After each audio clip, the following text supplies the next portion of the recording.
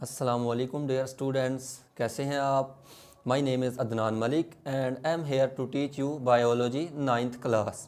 तो आइए चलते हैं आज के टॉपिक की तरफ, steps for the conservation of biodiversity.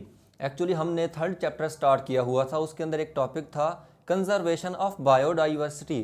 पहले हमने उसके अंदर देखा था कि बायोडाइवर्सिटी को कौन कौन से ख़तरात हैं जिनकी वजह से उसके अंदर कमी आती जा रही है। हमने उसके कॉजेज़ पढ़े, हमने इफ़ेक्ट्स पढ़े, हमने ह्यूमन इम्पैक्ट्स पढ़े, बायोडाइवर्सिटी के ऊपर क्या क्या है, डिफॉरेस्टेशन के बारे में पढ़ा, हमने ओवर हंटिंग के बारे में पढ़ा। तो आज हमने देखना है कि बायोडाइवर्सिटी जो इतनी तेज़ी से कम होती जा रही है, जिसमें इतनी तेज़ी से कमी आ रही है, तो उसको हम महफूज कैसे बना सकते हैं, हम कैसे बायोडाइवर्सिटी को कंजर्व कर सकते हैं। तो एक्चुअली बायोडाइवर्सिटी का इशू ये जस्ट पाकिस्तान में नहीं है, बल्कि ये एक क्या है, ग्लोबल इशू बन चुका है, पूरी दुनिया का इशू है। इस वक्त पूरी दुनिया के अंदर क्या हो रहा है, पॉपुलेशन बढ़ती जा रही है और जिससे क्या हो रहा है, बायोडाइवर्सिटी के अंदर बहुत ज़्यादा कमी आती जा रही है। तो सबसे मेन रीज़न क्या है बायोडाइवर्सिटी के अंदर जो इतनी कमी हो रही है, उसकी सबसे जो मेन रीज़न है, सबसे जो बड़ा ख़तरा है, वो है लॉस ऑफ हैबिटेट। क्या हो रहा है, हम जंगलात को काट रहे हैं, हम ओवर हंटिंग कर रहे हैं, हम यानी कोई भी ऐसी जगह जहाँ पे बायोडाइवर्सिटी पाई जाती थी, जहाँ पे लिविंग ऑर्गेनिजम्स रहते थे, सरवाइव करते थे, हमने उस जगह को ही क्या किया, ख़त्म कर दिया। अब जंगल हमें देखने में लगता है वहाँ पे सिर्फ दरख्त होते हैं, लेकिन एक्चुअली जंगल जो होता है वहाँ बहुत ज़्यादा स्पीशीज़ पाई जाती हैं, बहुत ज़्यादा कम्युनिटीज़ रहती हैं, उसके अंदर मुख्तलिफ हशरात पाए जाते हैं, बर्ड्स पाए जाते हैं। जब हम क्या करेंगे, उस जंगल को ही ख़त्म कर देंगे तो उनका क्या होगा, हैबिटेट नहीं रहेगा, और जब हैबिटेट नहीं होगा तो ऑर्गेनिजम्स का सर्वाइव करना इम्पॉसिबल हो जाएगा। अब इसके मेन काजेज़ क्या हैं, हम किस लिए दरख्तों को काट रहे हैं, हम किस लिए जंगलात को ख़त्म कर रहे हैं। तो सबसे पहले है ओवर पॉपुलेशन। आबादी इतनी तेज़ी से बढ़ती जा रही है कि उनकी ज़रूरियात को पूरा करने के लिए, रहने के लिए, घर बनाने के लिए हम क्या कर रहे हैं, जंगलात को काट कर वहाँ पे कॉलोनीज़ बनाई जा रही हैं। वैसे तो ये ग्लोबल इशू है, ओवर पॉपुलेशन ग्लोबल इशू है, पूरी दुनिया में यानी आबादी तेज़ी से बढ़ रही है, लेकिन स्पेशली पाकिस्तान, वैसे तो अगर बात की जाए कि पाकिस्तान तकरीबन हर चीज़ में ही पीछे होता जा रहा है, लेकिन एक चीज़ ऐसी है जिसमें पाकिस्तान मुसलसल क्या तरक्की करता जा रहा है और टॉप पे होने वाला है, वो कौन सी है, पॉपुलेशन। पॉपुलेशन हमारी इतनी तेज़ी से बढ़ रही है कि हम बाकी सभी मुल्कों को पीछे छोड़ते जा रहे हैं। तो ओवर पॉपुलेशन ये मेन रीज़न है हैबिटेट लॉस का। उसके बाद सेकंड है हाई पॉवर्टी रेट। हमारे मुल्क में हम जानते हैं कि बहुत से ऐसे लोग हैं जो गरीब हैं, उनका वो किस चीज़ पे गुजारा करते हैं, रोज़गार कहाँ से हासिल करते हैं, वो दरख्तों को काट कर उनसे फर्नीचर बनाकर, लकड़ियाँ बेचकर उससे क्या करते हैं, वो अपना रोज़गार हासिल करते हैं। तो ये सेकंड रीज़न है, यानी किसकी, लॉस ऑफ हैबिटेट की। वो क्या है, हाई पॉवर्टी रेट, यानी यहाँ पे गुर्बत क्या है, बहुत ज़्यादा है। उसके बाद है लो लिटरेसी रेट, यानी लोगों के अंदर शऊर कम है, लोग नहीं जानते कि बायोडाइवर्सिटी के उनको क्या क्या फ़ायदे हैं, जंगलात के उनको क्या फ़ायदे हैं। वो क्या करते हैं, अपना पेट पालने के लिए वक्ती तौर पर क्या करते हैं, जंगलात को काट कर अपने रोज़गार हासिल करते हैं, लेकिन इसके जो नुकसानात होते हैं, जो बाद में हमें नज़र आने होते हैं, लोगों को इसका शऊर नहीं है। तो ये 3 मेन रीज़न्स हैं जिसकी वजह से क्या हो रहा है, लॉस ऑफ हैबिटेट हो रहा है, हम जंगलात को काट रहे हैं और वो क्या बन रहा है हमारा, उससे बायोडाइवर्सिटी क्या होती जा रही है, कम होती जा रही है। अब पूरी दुनिया के अंदर कोई ऐसे तंजीम साजी की गई कि हम बायोडाइवर्सिटी को क्या करें, कंजर्व कर सकें। तो उसके लिए एक इदारा बनाया गया जिसको हम कहते हैं IUCN, यानी international union for the conservation of nature and natural resources, यानी फितरत को, कुदरत को महफूज बनाने के लिए क्या किया गया, एक इदारा बनाया गया जिसके अंदर हर ममालिक के क्या नुमाइंदे शामिल होते हैं। वो क्या करते हैं, उनका क्या काम होता है कि किस मुल्क के अंदर कौन सी स्पीशीज़, कौन से ऑर्गेनिजम्स हैं जिनकी बायोडाइवर्सिटी के अंदर मुसलसल कमी होती जा रही है। और इसी IUCN ने क्या करती है, ये रेड लिस्ट जारी करती है। First red list international union for the conservation of nature and natural resources ने ही क्या किया था, फर्स्ट रेड लिस्ट जारी की थी कि कौन कौन से ऑर्गेनिजम्स हैं जो एक्सटिंक्ट हो चुके हैं, कौन कौन से ऑर्गेनिजम्स हैं जो इंडेंजर्ड हैं और एक्सटिंक्ट होने वाले हैं। एक ये इदारा है। सेकंड है WWFP, यानी world wild life fund Pakistan. वैसे तो ये एक इंटरनेशनल इदारा है, और फिर वो क्या करते हैं, उनको कंट्री लेवल पे क्या होते हैं, मज़ीद छोटे इदारे बने होते हैं जिनको वो वक्तन फ़वक्तन क्या करते हैं, बजट देते हैं, फ़ंड देते रहते हैं ताकि वो क्या कर सकें, बायोडाइवर्सिटी को कंजर्व कर सकें। तो पाकिस्तान के लिए कौन सा इदारा है, world wild life fund Pakistan.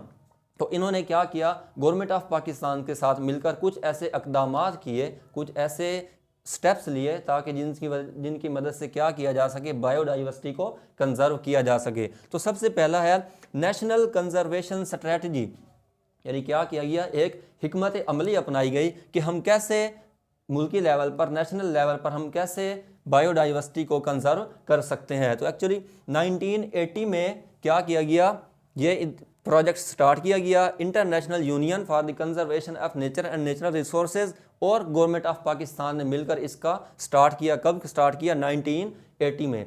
तो एक्चुअली हमने हर इनके इदारों के नाम याद रखने हैं और इनके ये कब स्टार्ट हुए और किसने स्टार्ट करवाए, हमने इनके ऊपर फोकस करना है। तो सेकंड है UN कन्वेंशन ऑन कम्बेटिंग डेजर्टिफिकेशन, यानी हमने इसके अंदर क्या, ये इदारा कब स्टार्ट किया गया, 1997 में। और ड्राई लैंड यानी ऐसे इलाके जो जहाँ पे क्या होता है, खुश्क होते हैं, खुश्क साली होती है, उन इलाकों को, उन लोगों को क्या किया, खुराक प्रोवाइड करने के लिए, उनकी हेल्प करने के लिए, वहाँ पे बायोडाइवर्सिटी को महफूज बनाने के लिए इसका स्टार्ट किया गया। कब, 1997 में। उसके अलावा थर्ड है हिमालयन जंगल प्रोजेक्ट, HJP। इसको कब स्टार्ट किया गया, हिमालयन जंगल प्रोजेक्ट को, इसको 1991 में स्टार्ट किया गया। एक्चुअली ये KP के हमारा जो एक प्रोविंस है खैबर पख्तूनख्वा, वहाँ में है एक पलास वैली, उसके अंदर हिमालयन जंगल प्रोजेक्ट स्टार्ट किया गया, जिसका मकसद क्या था कि बायोडाइवर्सिटी को क्या किया जा सके, कंजर्व किया जा सके। उसके बाद फोर्थ है conservation of biodiversity on Sulaiman range Balochistan. Balochistan के अंदर ये एक सिलसिला है, पहाड़ी सिलसिला, जिसको हम क्या कहते हैं, सुलेमान रेंज। वहाँ पे हमने क्या करना है, बायोडाइवर्सिटी को कंजर्व करने के लिए ये स्टार्ट किया गया 1992 में। एक्चुअली ये बहुत इंपॉर्टेंट है क्योंकि ये क्या है, सबसे लार्जेस्ट चिलगोज़ा फॉरेस्ट है पूरी दुनिया में। अंदर क्या है, सबसे लार्जेस्ट चिलगोज़ा फॉरेस्ट कहाँ पे मौजूद है, पाकिस्तान के किस सूबे के अंदर, बलोचिस्तान के अंदर। तो उसको भी क्या, उसकी तादाद में क्या होता जा रहा था, मुसलसल कमी आती जा रही थी। तो उसको भी कंजर्व करने के लिए क्या किया गया, 1992 में गवर्नमेंट ऑफ पाकिस्तान ने क्या किया, इक़दामात किए और उसको महफूज बनाने के लिए ये प्रोजेक्ट स्टार्ट किया। उसके बाद है नॉर्दर्न एरियाज़ कंजर्वेशन प्रोजेक्ट, यानी हमारे जो शुमाली इलाका जात हैं वो एक बहुत ही बायोडाइवर्सिटी रखते हैं, बहुत वसी बायोडाइवर्सिटी वहाँ पे पाई जाती है। तो वहाँ पे भी लोग क्या करते थे, शिकार करते थे, और जिससे क्या होता था, बायोडाइवर्सिटी कम होती जा रही थी। तो world wild life fund Pakistan ने क्या किया, वहाँ पे इक़दामात किए ताकि वहाँ पे क्या किया जा सके, बायोडाइवर्सिटी को कंजर्व किया जा सके। नेक्स्ट है conservation of migratory birds in Chitral.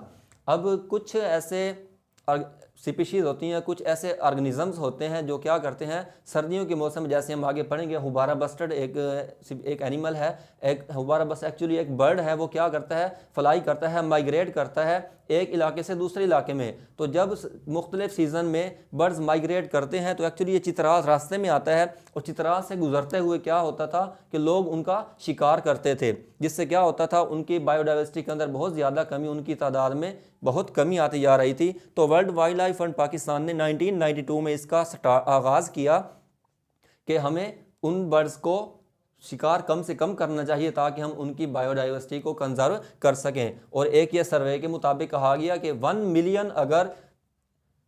Million birds अगर Houbara bustard for example 1 million birds अगर माइग्रेट करते हैं तो 1 मिलियन में से तकरीबन 2 लाख ऐसे हैं जिनका शिकार कर लिया जाता है। यानी अगर 10 लाख ऑर्गेनिज्म एनिमल्स बर्ड्स आते हैं तो 10 लाख में से 2 लाख का हर साल क्या होता है, शिकार किया जाता है। यानी इतनी तेज़ी से उनकी बायोडाइवर्सिटी के अंदर कमी होती जा रही है। नेक्स्ट है कंजर्वेशन ऑफ चिल्तान मारखोर। अब ये मारखोर आपने पढ़ा होगा, एक्चुअली हमारा ये नेशनल एनिमल है, हमारा कौमी जानवर क्या है, मारखोर। तो ये एक नेशनल पार्क है हजरगंजी। एक्चुअली ये यहाँ पे मारखोर पाया जाता है और ये उसका सिर्फ वाहिद मस्कन है, इसके अलावा और कोई मस्कन नहीं, मारखोर सिर्फ वहीं पे पाया जाता है। तो मारखोर की क्या, इसकी बायोडाइवर्सिटी को कंजर्व करने के लिए, महफूज बनाने के लिए, क्योंकि हमें पता है मारखोर वैसे तो हमारा नेशनल एनिमल है, कौमी जानवर है, लेकिन ये इंडेंजर्ड स्पीशीज़ के अंदर शामिल है। तो इसके भी क्या, इसकी ऑर्गेनिजम्स को सर्वाइव करने के काबिल बनाने के लिए, उसकी बायोडाइवर्सिटी को बेहतर बनाने के लिए, उसकी तादाद में इजाफा करने के लिए क्या किया गया, ये एक प्रोजेक्ट स्टार्ट किया गया। लास्ट है बैन ऑन गेम्स। अब मुख्तलिफ लोग क्या करते हैं, फॉरनर्स आते हैं और हमारे नॉर्दर्न एरियाज़ में, शुमाली इलाका जात में जाते हैं और वहाँ पे मुख्तलिफ गेम्स खेलते हैं।